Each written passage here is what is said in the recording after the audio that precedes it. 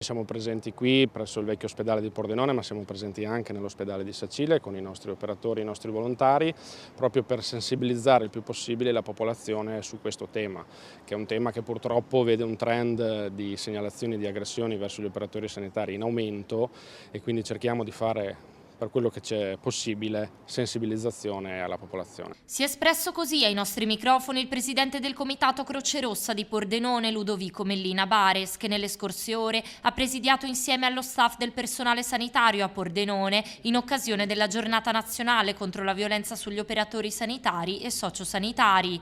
Anche quest'anno viene portata avanti la campagna Non sono un bersaglio, giunta alla 9ª edizione di attività sul territorio nazionale. Una campagna su cui Croce Rossa ci crede molto, anche perché ci vede direttamente impegnati tante volte nelle ambulanze, negli ospedali, e purtroppo anche i nostri operatori a volte vengono coinvolti in questi atti. Somministriamo un questionario per capire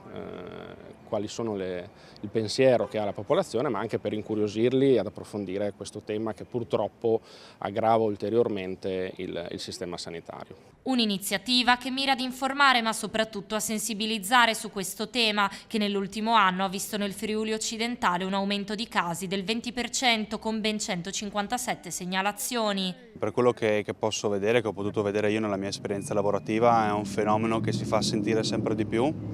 è sempre più frequente e io ci tengo a sottolineare anche che violenza non è soltanto l'aggressione fisica ma è anche l'aggressione verbale. Insomma, nei confronti di noi operatori che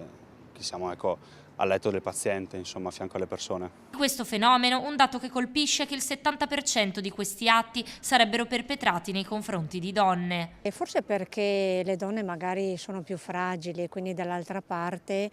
questa figura sembra che possa un attimino rispondere in maniera anche migliore, ma in realtà come operatori in effetti siamo tutti un po' come dire, fragili anche noi, perché ci sono tanti malati, dobbiamo capire un po' le necessità di queste persone e forse l'uomo ha un po' anche nella cultura quotidiana il fatto di avvicinarsi più alla donna e quindi affrontarla in modo diverso.